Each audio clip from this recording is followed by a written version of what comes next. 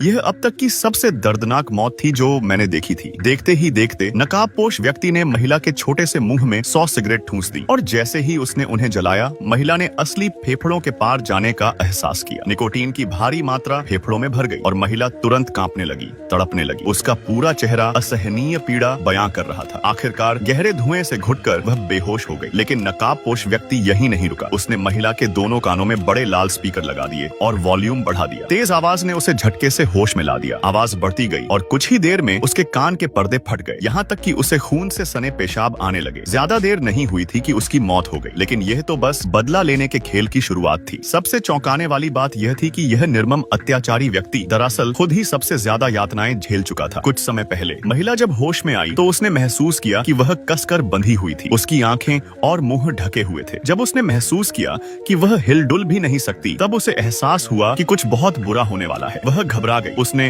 खुद को छुड़ाने की पूरी कोशिश की, लेकिन बेकार। उसे जल्द ही समझ में आ गया कि वह अकेली नहीं है। उसके आसपास और भी लोग थे जो बंधे हुए थे और छटपटा रहे थे। तभी पास में किसी के कदमों की गूंज सुनाई दी। सभी का दिल एकदम तेज धड़कने लगा। वे चिल्लाना चाहते थे, कुछ पूछना चाहते थे, लेकिन उनके मुंह कपड़े से बंद थे। तभी नकाबपोश व्यक्ति ने 100,000 वोल्ट का इलेक्ट्रिक डिवाइस निकाला। बिजली के झटके की आवाज सुनते ही सभी कैदियों के रोंगटे खड़े हो गए। अंधे होने की वजह से उनका डर और भी बढ़ गया था। नकाबपोश व्यक्ति ने धीरे से इलेक्ट्रिक डिवाइस लोहे के फ्रेम पर रख दिया, जिस पर 6 लोग बंधे हुए थे। अगले ही पल भयानक चीखों से पूरा कमरा गूंज उठा। उनके शरीर बुरी तरह कांपने लगे। बिजली की तीव्रता से उनके पैरों से धुआं निकलने लगा। जब झटके बंद हुए तो नकाबपोश व्यक्ति ने उनकी आंखों से पट्टियां हटा दी। फिर उसने एक लाल रंग का कागज निकाला। चलते हुए नकाबपोश व्यक्ति ने ऐलान किया कि वे सभी घोर अपराधी हैं। उन्हें यहाँ लाने का मकसद यही था कि वे अपने कर्मों की सजा भुगतें। लेकिन अगर वे अपने किए गए पापों को स्वीकार कर सच्चे दिल से प्रायश्चित करें तो उन्हें जीवित जाने दिया जाएगा, अन्यथा उनकी किस्मत में सिर्फ एक ही अंजाम लिखा है, मौत। इसके बाद नकाबपोश व्यक्ति ने पूरे कमरे में घना धुआं छोड़ दिया, जिससे सभी बेहोश हो गए। जब उन्होंने दोबारा आंखें खोली तो पाया कि उनके मुंह से कपड़ा हटा दिया गया था। यही देखते ही छोटी नाम का व्यक्ति गुस्से से आग बबूला हो गया। उसने नकाबपोश व्यक्ति को गालियां देते हुए ललकारा, अगर हिम्मत है तो सामने आ। और अगले ही पल नकाबपोश सच में उसके सामने आ गया और चुप रहने का आदेश दिया। अब छोटे को समझ आ गया कि ये बंदा सच में खतरनाक है, लेकिन जाने कहां से उसमें दोबारा हिम्मत आ गई और उसने फिर से एक गाली दे दी। तुरंत उसे हजारों वोल्ट का करंट झटका दे दिया गया। इतना ही नहीं, बाकी लोग भी इस झटके की चपेट में आ गए। छोटे तुरंत बेहोश हो गया और बाकी लोग भी लगभग चेतना खो बैठे। लेकिन नकाबपोश उन्हें एक पल भी चैन नहीं देना चाहता था। उसने सबको साफ कह दिया, अगर जिंदा रहना चाहते हो तो अपने सबसे बड़े पाप कबूल करो, वरना तुम्हें तड़पाकर मारने के 100 तरीके हैं। अब सभी पूरी तरह डर गए। जान बचाने के लिए वे तुरंत अपने अपने पाप बताने लगे। छोटी ने माना कि वह पैसों के लिए अमीर लोगों को बहकाती थी, हर रात अलग अलग तरह के खेल खेलती थी। बड़ा नाम का व्यक्ति ने कबूल किया कि वह अपनी ही साली पर बुरी नीयत रखता था और जब भी उसकी पत्नी बाहर जाती थी वह साली के साथ 3 मिनट तक अपराध करता था। बाकी लोगों ने भी अपने पाप गिना दिए। कोई अपने माता पिता पर बोझ बना हुआ था, कोई नशे का आदी था, तो कोई अपनी ही माँ पर गंदी नजर रखता था। लेकिन इन कबूलनामों से नकाबपोश संतुष्ट नहीं हुआ। उसने फिर से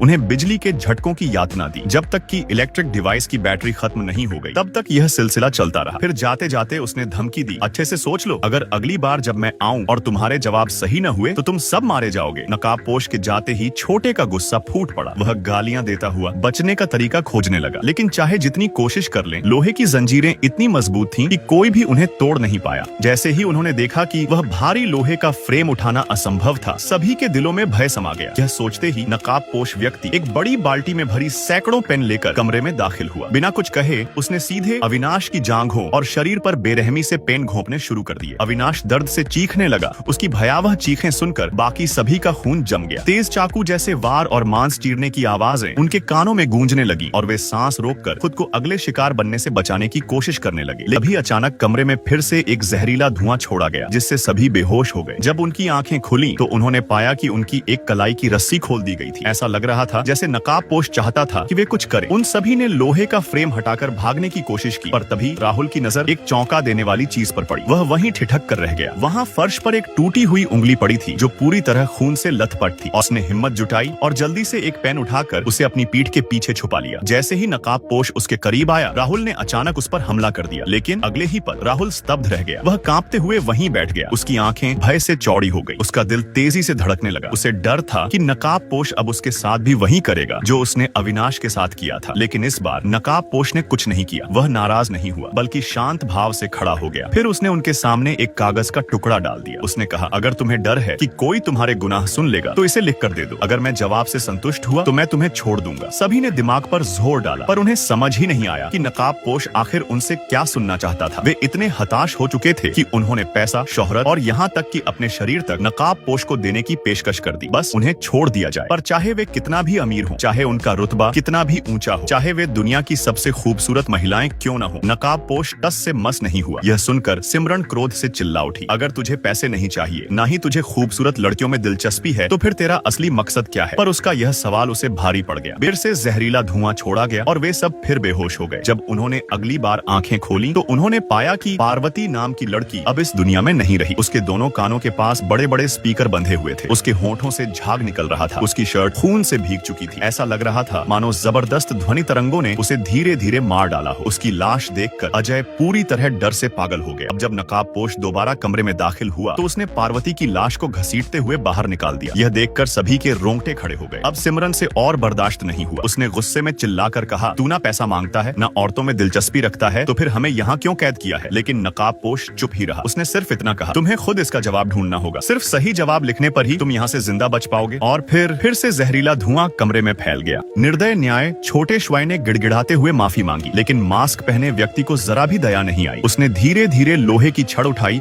और पूरी ताकत से उसके सिर पर दे मारी। यह दृश्य देखकर बूढ़े वांग की रूह कांप उठी। वह बुरी तरह से कांपते हुए बैठा रहा, यह सोचने में असमर्थ कि अब क्या किया जाए। इस बार अगला शिकार आजैन थी, लेकिन जैसे ही मास्क वाला उसके पास पहुंचा, कुछ चौंकाने वाला हुआ। उसके गले के कॉलर में अचानक जबरदस्त बिजली दौड़ी, जिससे वह दर्द से जमीन पर गिर पड़ा और झटकों के साथ मर गया। बूढ़े वांग ने पहले उसे पैर से ठोकर मारी, यह देखने के लिए कि वह सच में मर चुका है या नहीं। फिर हिम्मत जुटाकर उसका मास्क हटाया और जो देखा उससे उसकी रूह उड़ गई। मास्क के पीछे कोई और नहीं बल्कि उसका पुराना स्कूल दोस्त था, लेकिन उसके होठों पर जोरदार गोंद चिपका हुआ था और उसकी आंखों में गहरा डर झलक रहा था, जैसे किसी ने उसे इस नरसंहार के लिए मजबूर किया हो। बूढ़े वांग पूरी तरह स्तब्ध था। मास्क वाला मर चुका था, वह बच चुका था। उसे राहत महसूस होनी चाहिए थी, लेकिन उसके दोस्त की डरी हुई आंखें और हाथ में पकड़ी तस्वीर किसी भयानक साजिश की ओर इशारा कर रही थी। लेकिन अब सोचने का समय नहीं था, बचने का था। वह हथकड़ी तोड़ने के लिए लोहे के रॉड से प्रहार करने लगा। तभी आजैन को मोमबत्ती में एक चाबी दिखी। वह तुरंत मोमबत्ती बुझाने लगी, लेकिन जल्दबाजी में चाबी दूर जा गिरी। शुक्र था कि आजैन पास में ही थी। उसने चाबी उठा ली और अपनी हथकड़ी खोल ली। बूढ़े वांग भी बेसब्री से अपनी बारी का इंतजार करने लगा, लेकिन तभी आजैन के चेहरे पर एक अजीब सी मुस्कान आई और जैसे ही उसने बूढ़े वांग की ओर देखा, पूरी सच्चाई उजागर हो गई। असली साजिशकर्ता कौन था? यह घातक न्याय किसी और का नहीं, आजैन का ही रचा हुआ खेल था। 10 साल पहले जब वह एक खूबसूरत किशोरी थी तो उसने बूढ़े वांग से अपना प्यार जताया, लेकिन उसने न केवल उसका मजाक उड़ाया बल्कि पूरी स्कूल में यह झूठ फैला दिया कि आजैन एक चरित्रहीन लड़की है जो लड़कों को फंसाती है। धीरे धीरे यह झूठ एक भयानक बुलिंग में बदल गया। स्कूल के कई लड़कों ने आजैन को सताया, प्रताड़ित किया, जिनमें छोटी मेई, क्वेई हुआ, छोटे श्वाई, आवेई और मास्क वाला दोस्त सबसे आगे थे। वह दर्द, वह अपमान, वह क्रूरता आजैन ने अपने भीतर जमा कर ली और उसने ठान लिया कि एक दिन वह इस अन्याय का बदला लेगी। आज उसकी बदला लेने की योजना पूरी हो चुकी थी। अंतिम न्याय, बूढ़े वांग ने रोते हुए माफी मांगी, लेकिन आजैन की आंखों में कोई दया नहीं थी। उसने एक बिजली का स्विच दबाया और बूढ़े वांग